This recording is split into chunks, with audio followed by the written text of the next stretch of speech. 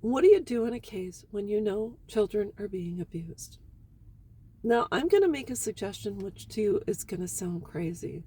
Like, how can she say this? And I'm going to tell you from an experience that I had that this is the way to go. I don't know about you, but I'm sure even, oh, when we were in the military, we lived on base, and next to us, we had attached homes, attached ranch homes. There was a ranch home. In between the homes were carports. So we had a carport, they had a carport, and there was a wall between the two homes, and that's how it was. And so my then husband and I, we had two little girls. We were living on base, and attached to us was another family, and they were unclean, they were dirty. Their children wandered around in diapers, 1 and 2 years old. They weren't watched, and it was disgusting,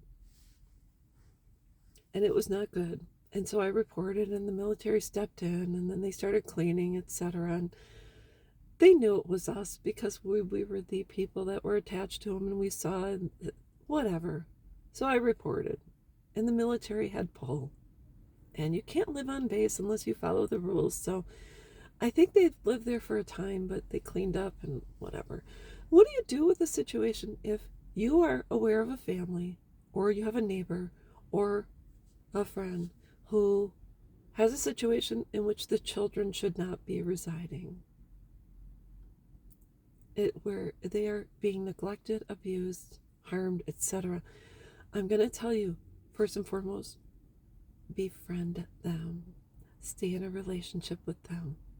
Do whatever it takes to maintain contact with those children, because the only time an abusive parent allows someone in their home is if they feel safe and that you are not a threat to them, their well-being, their children, that you're not going to file a report, etc., etc., etc.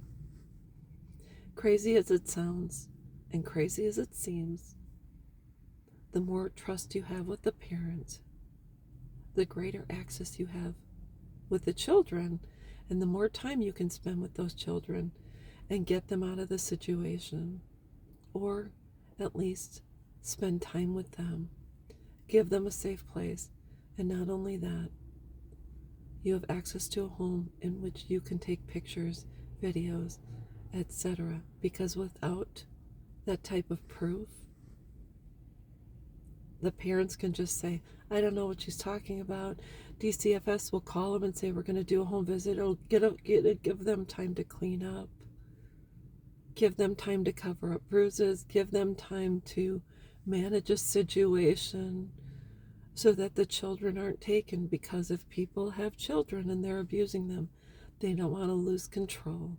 They don't want to lose money in regards to welfare or EBT or free rent. They don't.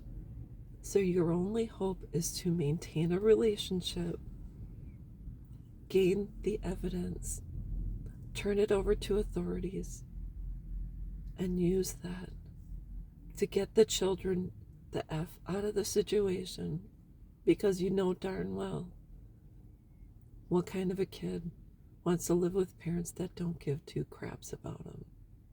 I'm not saying the parents don't care about the children, but in most cases, if the parents were abused or lived in a filthy home, chances are that is how they're going to raise their children. So maintain contact, bite your tongue, get your evidence, and turn it over to police, turn it over to the school, turn it over to authorities, turn it over to DCFS, and tell them you're not going to stop until you know those children are safe. And then when it comes down to it, because the parents trust you, they're going to say, oh my gosh, someone reported me. And you can say, really, who in the world would do something like that?